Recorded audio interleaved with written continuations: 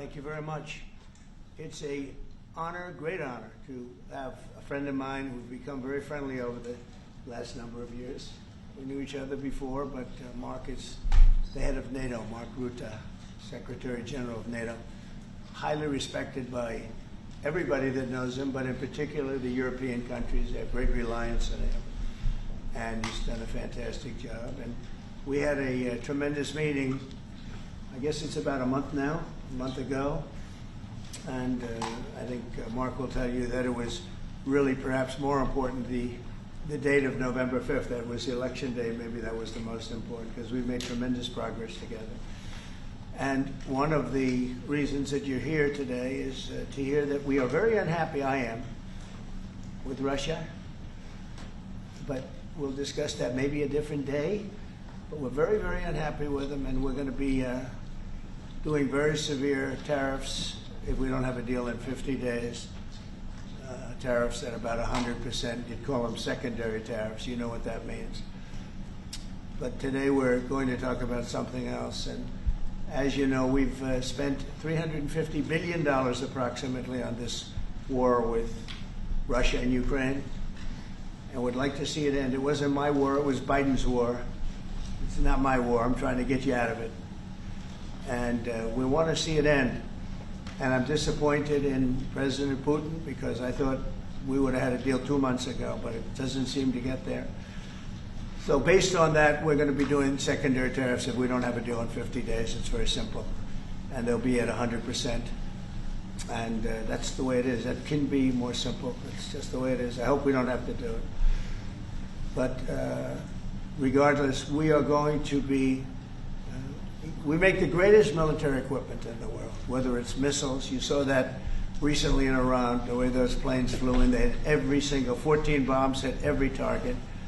Then you had the helicopters shoot a total of 30 bombs, 30 missiles, and they hit every single, Marco, is that right? Every single piece, every single target.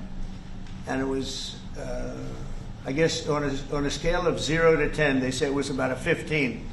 That's how successful it was. That's how lethal it was, a word they like to use nowadays. But it was an amazing, well-organized attack that people in this country wanted to do for 24 years. You know, when we had the pilots in last week, they were saying, "Sir, we've been practicing this for 24 years," meaning people, not them, but other people that are a little older now. But they too, and you were the one that let us do it.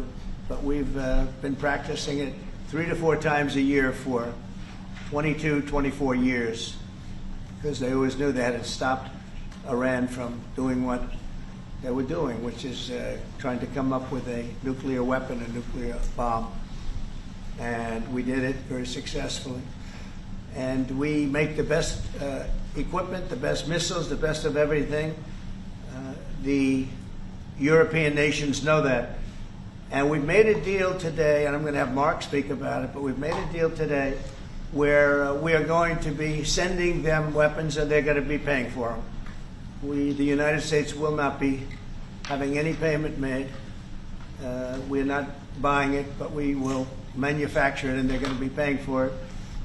Our last meeting of a month ago was very successful in that they agreed to 5%, which is more than $1 trillion a year, so they have a lot of money. And these are wealthy nations.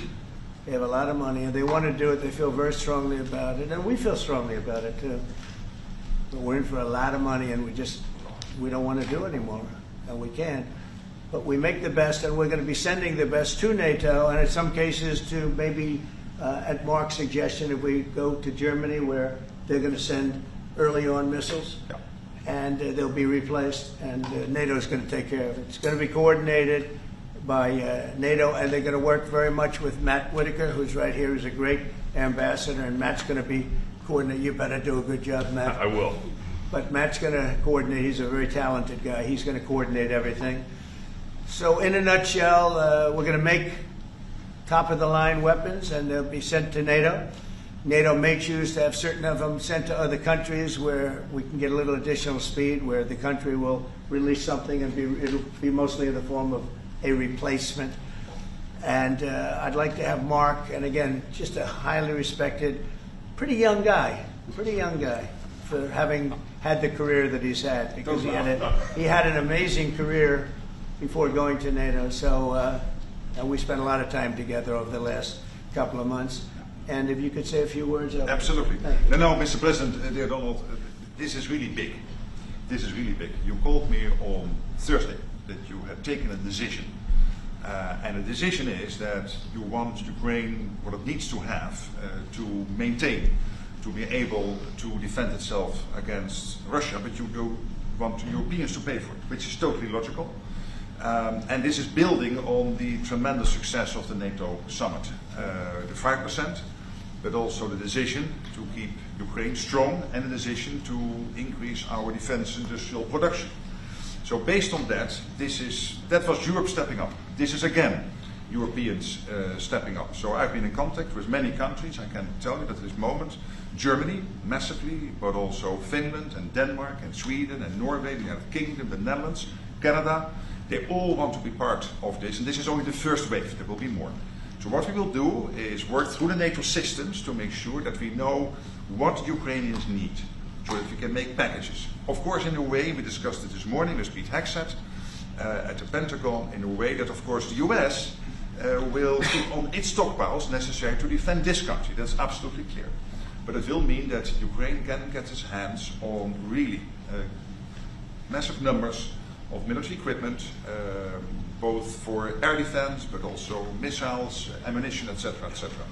So if I was Vladimir Putin today and hear you speaking about what you were planning to do in 50 days and this announcement, I would reconsider whether I should not take negotiations about Ukraine more seriously than I was doing at the moment, if I was Vladimir Putin. But when I'm Ukraine, I think this is really great news for that. So I really want to thank you for that. And that means the Europeans paying for it. And again, I mentioned all these countries, we will deal with that. And exactly as you said, it might also mean that countries will move equipment fast into Ukraine, and then the US later backfilling it, because speed is of the essence here. So really, thank you. This is important. You did a great job. That's a really great job. We've been very successful in settling wars. You have India, Pakistan. You have Rwanda and the Congo. That was going on for 30 years. India, by the way, and Pakistan would have been a nuclear war within another week, the way that was going. That was going very badly. And we did that through trade. I said, we're not going to talk to you about trade unless you get this thing settled, and they did. And they were both great leaders, and they were great. But Rwanda and the Congo, that was going on for 30 years, and at least 7 million people killed, and killed with a lot of pretty rough weapons like machetes, heads chopped off, going on for many years. You couldn't even get near